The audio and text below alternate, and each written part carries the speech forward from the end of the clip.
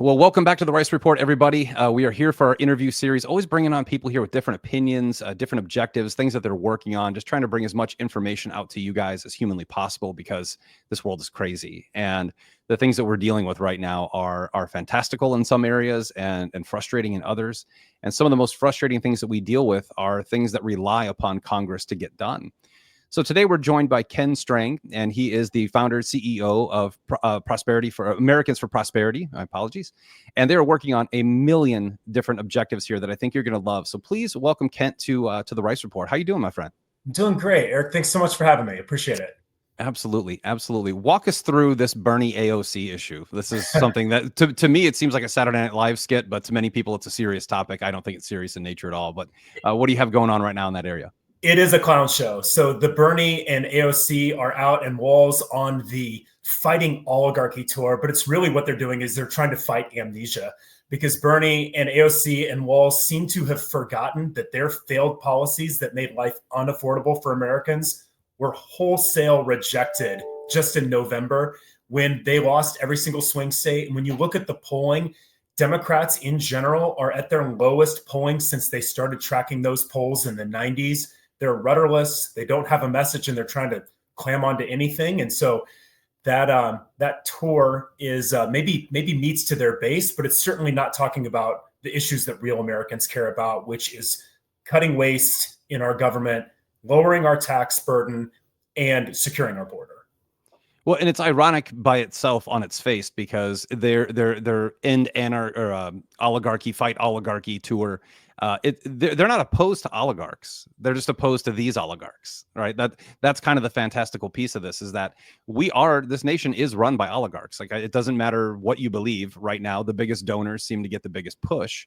And traditionally, those are large companies. And the left is upset because it's now Elon and some other guys as opposed to Bill Gates and their guys. So it's always funny to watch politics in that category. Speaking of Elon, let's dive into Doge. I read one of your articles in your blog, which I would advise everyone to read, talking about the importance of Doge. I think it's important because we're finding out a lot of things. But in your article, you drop some serious reality. You can find all the fraud, waste, and abuse that you want, but I would say 90% of it needs to be changed by Congress. The 10% that you can change for procedures, they're changing. Policy has to be changed by Congress. Walk us through the difficulties and the challenges there, if you can. Right. Well, I applaud what Elon is doing in the executive branch. I mean, we've known for years, for decades, that there is waste, fraud, and abuse in every segment of our government. And what we want to see is to make those changes and to make those cuts lasting. So it doesn't just sit with one administration who is actually serious about cutting government waste. So what we want to do is to take those findings that Doge is finding and move them to Congress for Congress to make those cuts lasting. And Congress could reassert their spending authority in making those cuts. They could pass things like the REINS Act, which allows bureaucrats to create rules and regulations rather than Congress creating those rules and regulations because they cost taxpayers tens of billions of dollars, if not more annually. And it's a way to allow folks who are elected officials, make sure that they have the purse strings, make sure that they see the spending cuts, and that they codify the work that Doge is doing by law. So if another administration comes around and they say, we want to reopen the Department of Education, we want to rehire all of these roles, we want to put this waste all back in, they can do it. And so what the executive branch is doing is good, and we applaud that, to find it and to show the waste. But we need Congress to take their step and codify it into law. Yeah, and I think one of the hurdles people, because everyone's excited about Doge, right? It's a little disheartening. It's a little angering at first. I still don't understand why I'm getting letters from the IRS to pay taxes for this at this point in time. Got one yesterday, mean one, and we'll deal with that as it comes, of course. But when you see these things happening, you have to understand that right now the people who benefit the most from this waste, fraud, and abuse are the ones who vote on it. That's literally who benefits the most. And we're putting them in a position right now where we're exposing what they're doing. But we've seen primarily Democrats that are certainly, rhinos that are on the other side of the table that are fighting against what Doge is uncovering. But what are the policy challenges here? So look at foreign aid, right? Especially aid, going to different countries for different things, where it seems to be funneling from a foreign country back into the campaign uh, fortress that many of these guys have for their campaigns. And these are the guys who are going to vote on ending their own easy street into being elected. What are the challenges ahead right there? Yeah, I wonder, is it really a policy challenge? Because Republicans and Democrats have run for years on, we're going to eliminate the waste that we're looking for. Or is it the political challenge of, hey, that bill had that sweetener that helps Good create point. X number of jobs in my district? And then when you start to carve that back and when you get away from the rhetoric of cutting government spending and you get into the reality, you get into the folks who are like, well, how will that impact my district? And what about the 10 jobs that $1 trillion program created? And we have to change the incentives as voters that this is what we voted for, and holding lawmakers accountable to ensuring that they make good on their promises and not just make good on their rhetoric, that we sent you to Washington to end the waste, fraud, and abuse. We sent you to Washington to cut taxes. We sent you to Washington to cut spending. And when it gets hard and you're going to get some backlash from a certain part of your constituents, that does the majority of folks who think that needs to happen, do they have their lawmakers back? It's easy to do accountability and tell them all the things they did wrong, but are you going to have their back when it matters, that you did the right thing? And I applaud that you eliminated the waste. Yeah, and it brings up another topic as well, is like the incentive program in Washington, D.C. is completely backward. It seems like the more you fail your people, the faster you escalate to a higher position. I mean, this is corporate America 101. The people who have the least lag and the best politics, they are the ones that seem to move up. And in politics in general, it seems to be the ones that get the highest ceiling. Like we just raised our debt ceiling another $4 trillion. So the people we sent to Washington, D.C. to eliminate the debt, take the burden off of, your kids and my kids, who right now, I'm a financial guy. If you really look at the trajectory right now, our kids will be facing a 60 to 62% tax bracket by the time they're 18 to 20 years old. That is socialist. That is more than Canadians pay for their blatant disrespect from their offices. Canada's a mess. I'm sure you know that, Kent. And now we want to acquire this mess. So what are your thoughts on that? What are your thoughts on Greenland and Canada and this North American Union? What are your thoughts on that? Look, I think that we've got a lot of problems to fix at home. And I'm not sure that acquiring Canada or Greenland is on my dance card for the things that Congress and the president should be fixing. And I think it's solving real world problems. I mean, Eric, we just got out of a phase of Bidenomics, and the $5.5 trillion that, again, AOC and Bernie and Democrats supported. We know that overcooked our economy. We know that led to 40-year high inflation.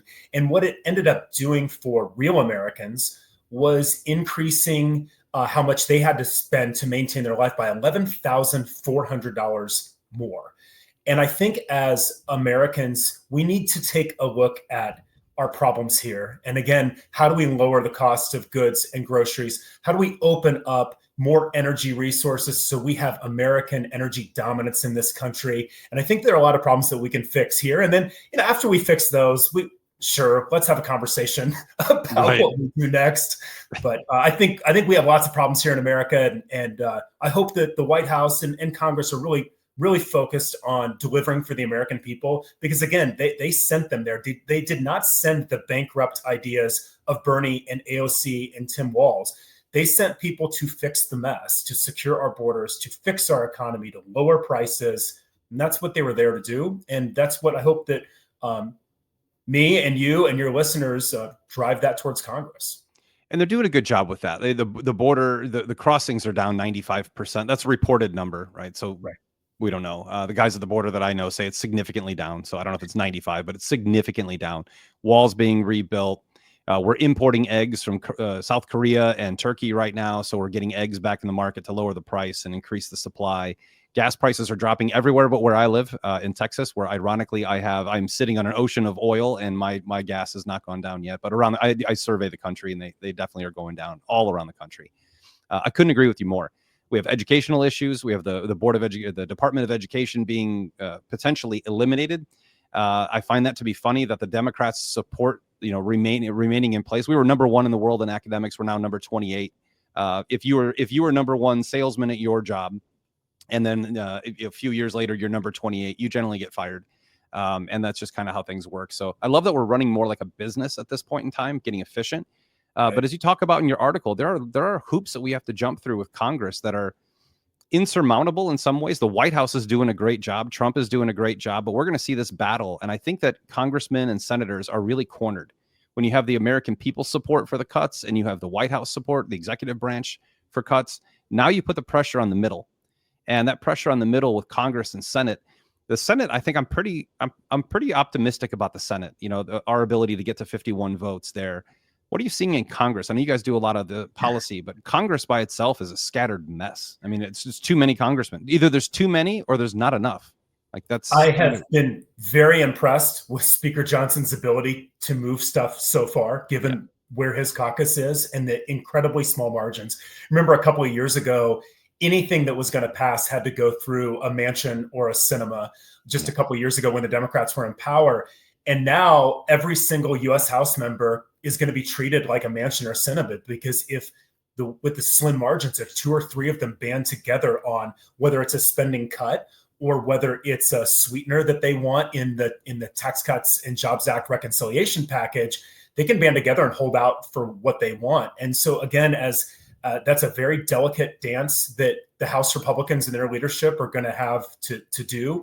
And then how that matches up with where the Senate will be, it is going to be an incredible challenge to get that reconciliation package done. But it is incredibly important that they do it, because if the Tax Cuts and Jobs Act, or the Trump tax cuts, which is what most folks refer to them as, if the Tax Cuts and Jobs Act ends at the end of the year, which it's scheduled to do, that will result in a $4 trillion tax hike over the next decade. And the average, people think, oh, well, tax cuts are just for rich people. But the average American family of 4 saved $1,500 thanks to the Tax Cuts and Jobs Act. And at Americans for Prosperity, we've launched a campaign called Protect Prosperity to help drive the incentives for Congress to pass that landmark piece of legislation, because it impacts small businesses and impacts their ability to give bonuses to their employees. It impacts their ability to grow and to expand and add certainty. I mean, I think of this, just the standard deduction alone and the doubling of the standard deduction, how important that is to families. And we will have a tax nightmare if that goes away. And so I'm rooting for the speaker to find a way to navigate those really challenging waters that he has, and rooting for Leader Thune and him to come together to deliver pro-growth tax reform for the American people. And you bring up a great topic of small businesses, and that's rarely talked about by politicians. This is the heartbeat of America. America was built on small business. It runs on small business. A majority of Americans work for technically a small to mid-sized business, and they have been being squeezed out. Here's the true irony of Democrats. After stating these, and I can state the facts and figures behind small business impact on America all day long, they are the ones that are serving mega corporations constantly. You never hear them talking about tax breaks for small business. Small businesses are taxed in the exact same way as large corporations. Large corporations just have better attorneys, accountants, and pocketbooks, and they're able to avoid some of those laws. Do you think, and small business sentiment is as high as it's been since 2008, which is ironic because 2008 didn't turn out to be a great year for small business.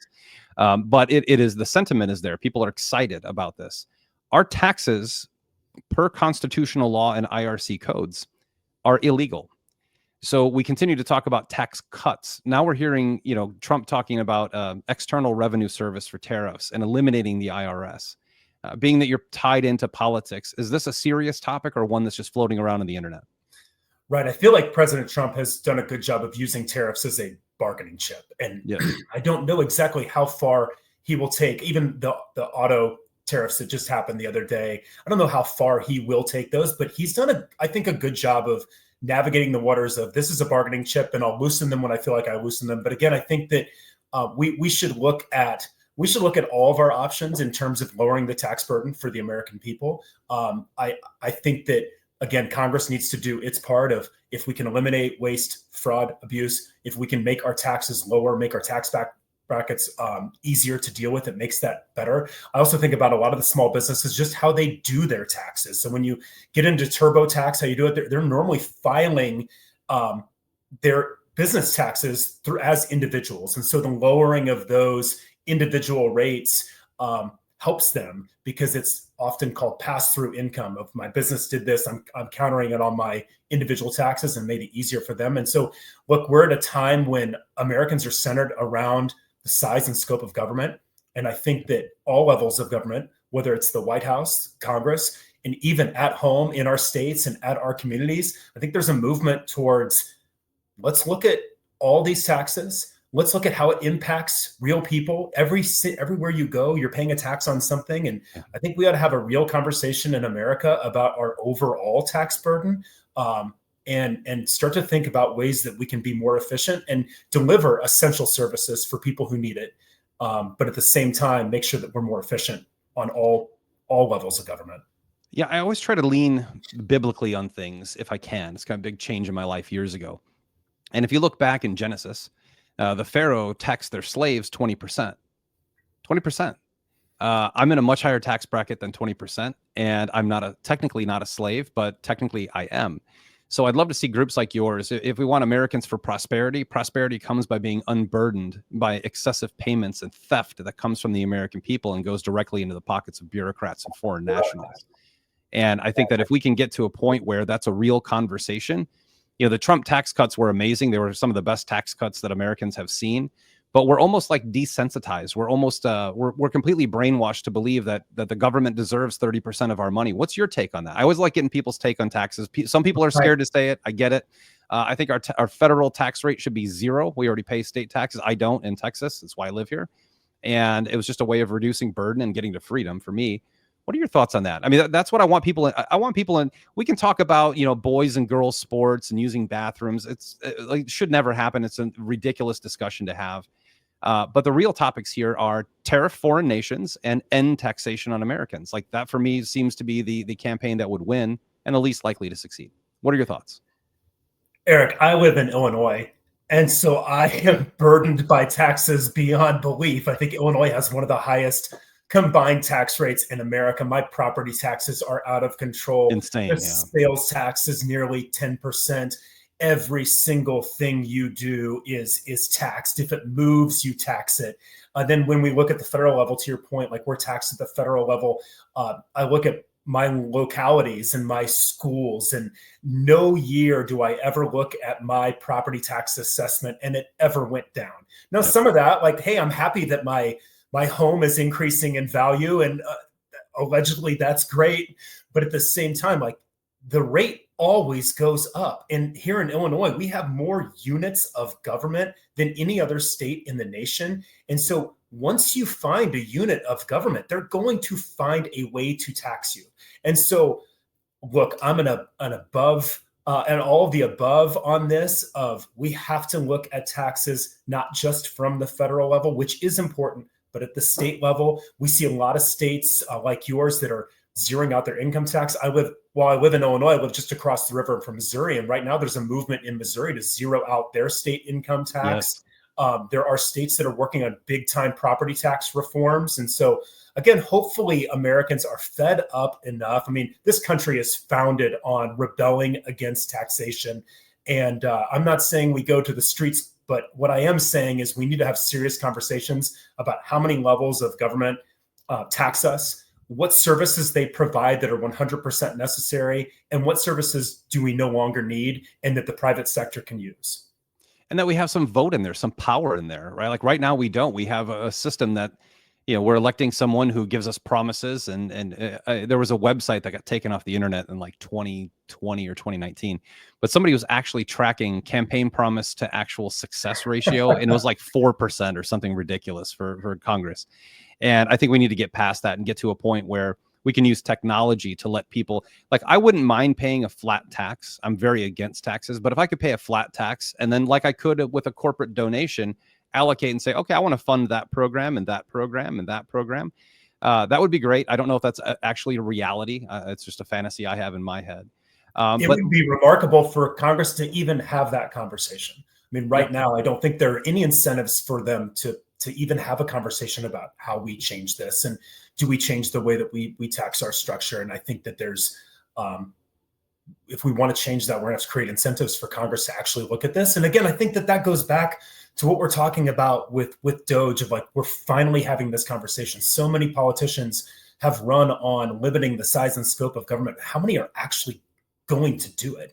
We see it on the state side, and we see governors or state capitals that are like, no, we're actually going to lower the burden. But at the federal level, we just haven't seen that before. Even one of my icons, Ronald Reagan, said he was going to eliminate the Department of Education and didn't get that done.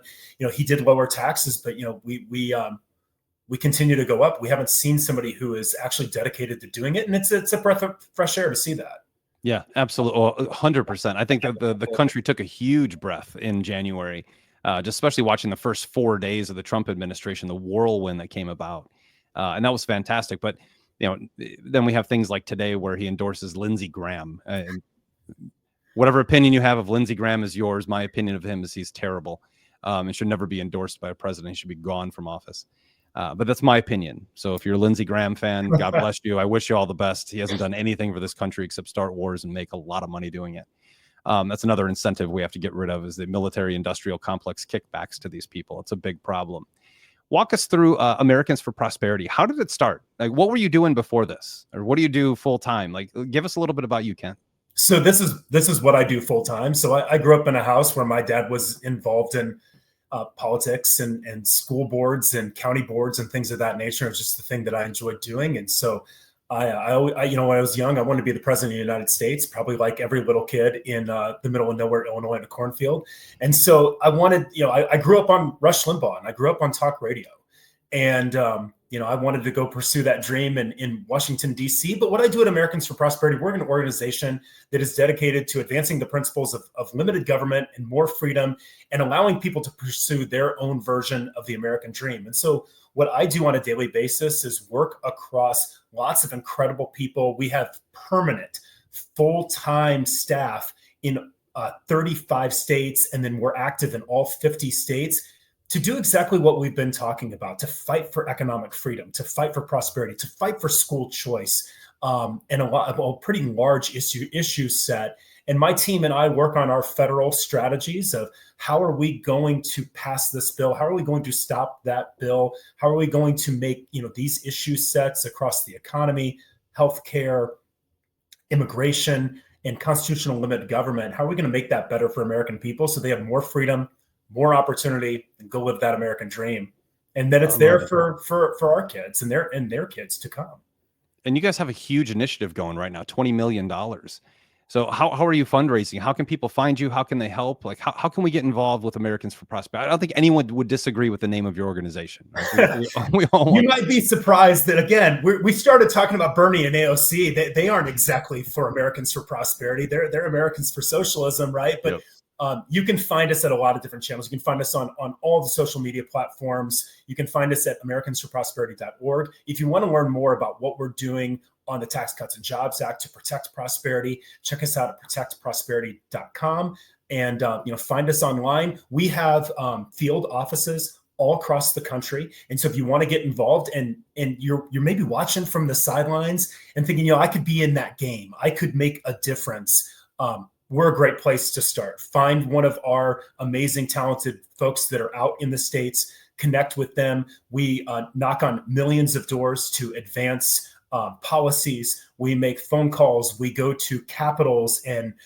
lobby. And so we're incredibly active in all parts of the process, not only the grassroots part, but also the lobbying part. And lobbying, I think, is used as a bad word, but what that really means is having conversations with lawmakers to pass good policy or to stop bad policy. And so definitely check us out, americansforprosperity.org or protectprosperity.com. And we'd love to have you. There are not enough people in this freedom movement, and we need more of them. And so we'd love to be your avenue to get in the game and change America.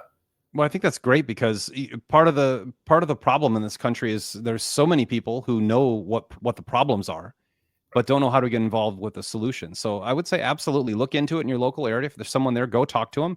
If it makes sense for you, contribute your time there. We as Americans have that duty, that obligation to speak up, to stand up, to walk forward, to continue to push our agendas. And I think you're actually in the exact right time. I think the next 4 years are going to be the best opportunity we've ever had for conservatism to come back to this country, because for the last 50 years, we've been bullied by liberalism. With low IQ, high impact, big voices. And it's time for the high IQ conservatives with big, strong muscles and big political agendas to push forward, to get out there and make a difference in this country.